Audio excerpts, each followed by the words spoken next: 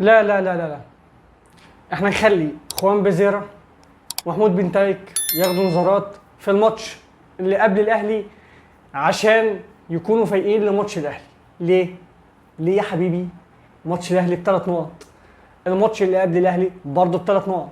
هو في دوري، في الاخر بنشوف مين اللي عنده نقط اكتر وبالتالي بيفوز بالدوري. الزمالك في دوري 2022 او في دوري 2021 في ماتش اللي اتغلب فيه 5-3 اتغلب 5-3 من الاهلي في الدوري. وايه اللي حصل في الاخر؟ الزمالك بطل الدوري. هي دي الدوريات.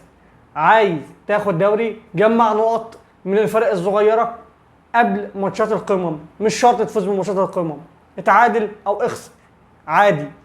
لكن انك تحط ماتش الاهلي او ماتش القمه او ماتش الديربي ده رقم واحد بالنسبه لك في الموسم، فبالتالي انت مش هتركز مع الفرق التانيه.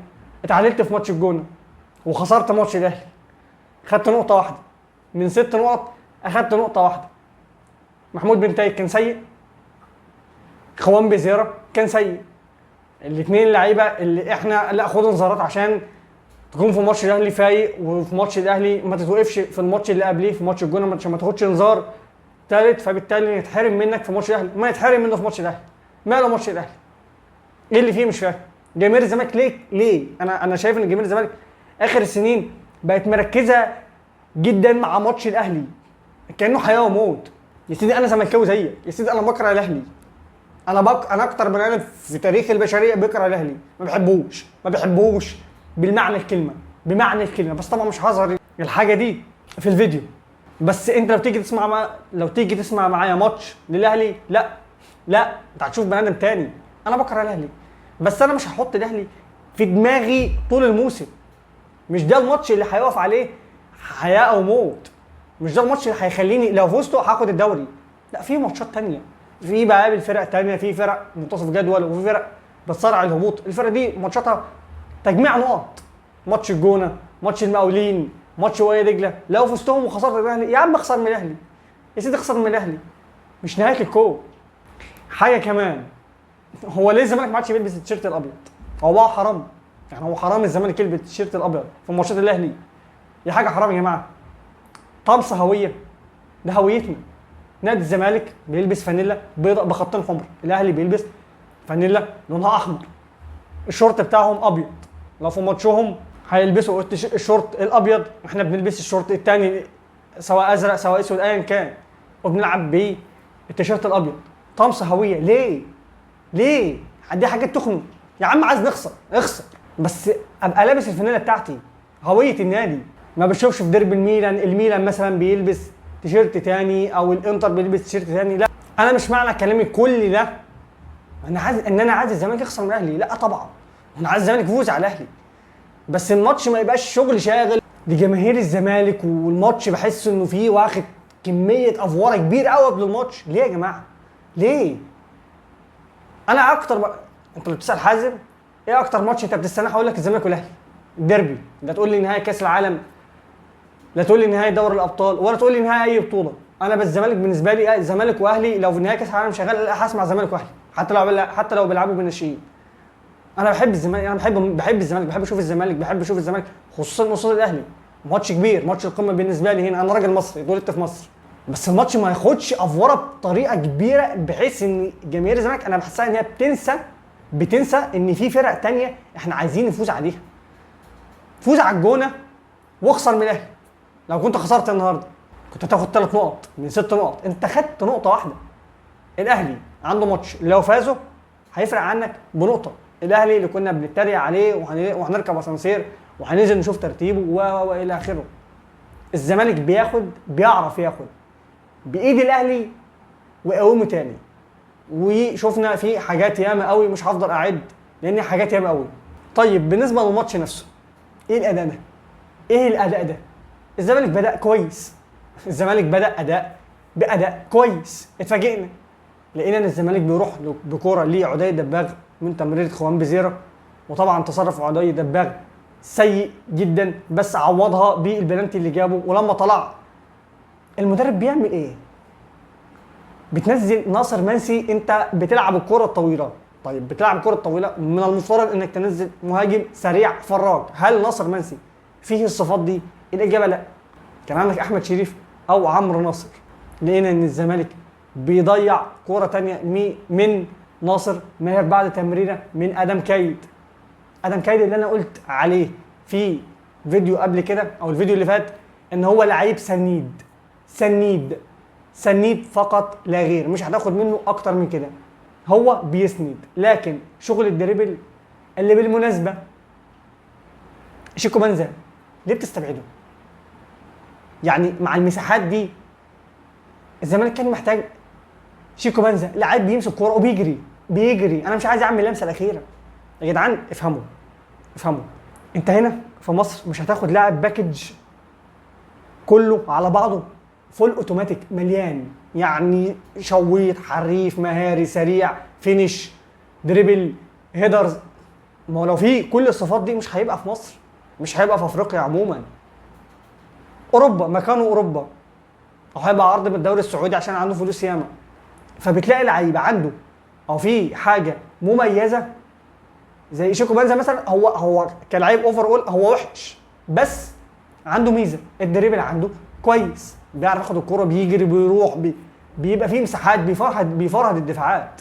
انا كنت عايز لعيب زي ده في الماتش زي ده، مش مهم هو اللي يسجل، بس كنت الاقي ان الزمالك بدل ما هو مضغوط، الزمالك طول الماتش بدل ما هو مضغوط في منطقتنا احنا، في منطقه نص الملعب وفي منطقه الجزاء، لا كنت اشوف الزمالك بيتحرك لقدام. الزمالك ما عملش كورتين على بعض، حتى الكوره الوحيده اللي اتعملت البساط الكتير من الحارس للهجوم راحت بهجمه اللي طلعها اشرف بن شرقي قدام ناصر ماهر. دي المره الوحيده اللي الزمالك لعب فيها على الارض وعرف انه يوصل للمرمى. هل عملناها تاني؟ برضه لا. امال انت كمدرب بتعمل ايه؟ انت بتعمل ايه؟ بتحضر الماتش بقالك اسبوع بايه؟ ايه اللي بتحضره؟ انت محضر لايه؟ هجمه مرتده ما لعبتش عليها. تحكم في الماتش برضه ما عملتهوش. ضغط عالي برضه ما عملتهوش. طب ايه اللي انت عامله؟ انا شايف الزمالك انتشاره في الملعب سيء، والخطوط كانت بعيده، واللاعيبه كلها كانت بعيده عن بعضها. ماتش وحش جدا جدا جدا من الزمالك. وعلى فكره بالمناسبه والاهلي ماسك كوره ما كانش فيه خطوره. يعني هات لي كده خطوره الاهلي يعملها زي كوره عمرو ناصر اللي كانت في اخر الماتش وجت في العارضه. هل الاهلي باستثناء الهدفين عامل كوره خطيره زي دي وهو ماسك الكوره؟ الاجابه لا. واحد هيقول لي طيب ما كوره الي ديانج اللي لم فيها ووداها ليه عمرو كمال؟ هقول لك عيب. دي كوره بعد ما الزمالك فتح خطوطه، فالاهلي استغل النقطه دي وراح ضيع كوره. انا بتكلم في نقطه ان والزمالك كان متقدم وراجع بيدافع، الاهلي ومسك كوره، الاهلي عامل خطوره؟ الاجابه لا باستثناء الهدفين. الزمالك لما كان بيمسك كوره وبيروح كان بيكون اخطر. طب احنا ليه ما كررناش الكوره اللي راحت لناصر ماهر واشرف بن شرقي طلعها؟ ليه ما كررناهاش؟ ليه ما فتحناش مساحات لاخوان بزيره زي الكوره اللي ضيعها عدي الدباغ في الشوط الاول؟ ليه؟ اخوان بزيره في كور ياما كان بيلاقي كام لعيب حواليه. ده مش مبرر لسوء مستواه النهارده، بس كان فيه رقابه شديده جدا من كذا لاعب عليه، وكان فيه ضرب. لعيبه الزمالك ليه ما بتعملش الحكم كده؟ ليه؟ يعني في كوره في الشوط الاولاني ناصر ماهر محمد هاني تدخل عليه تدخل جامد، انا ما شفتش لاعب من الزمالك عامل كده نهائيا. يعني انذار مفيش. لعيبه الزمالك ليه نواعم؟ ليه؟ تقييم اللعيبه: محمد صبحي 3/10، عمر جابر 2/10، عمر جابر 4/10، محمود بنتايك 3/10، حسام عبد المجيد رجل المباراه النهارده ادى اداء عالمي 8/10، محمد اسماعيل برضو ادى اداء كويس النهارده 6/10، دونجا 1/10 كان وحش النهارده جدا جدا جدا، عبد الله السعيد. بص انت 40 سنه لعيب خبره، متوتر، مش واثق في نفسك، حط الكره في النص. جماعه اي لعيب كوره لو دخل وشاط الكوره في النص والحارس لو وقف كده حارس، بص الحارس لو واقف فضل واقف في النص وانت شوط عليه في النص وهو فضل واقف في النص وصدها، محدش هيلوم عليك، بالعكس كل الاشاده هتروح للحارس. ده حارس عبقري، ده توقع غير متوقع، لان مفيش لاعب كوره بيشوط كوره في النص غير نادرا، شوطها في النص.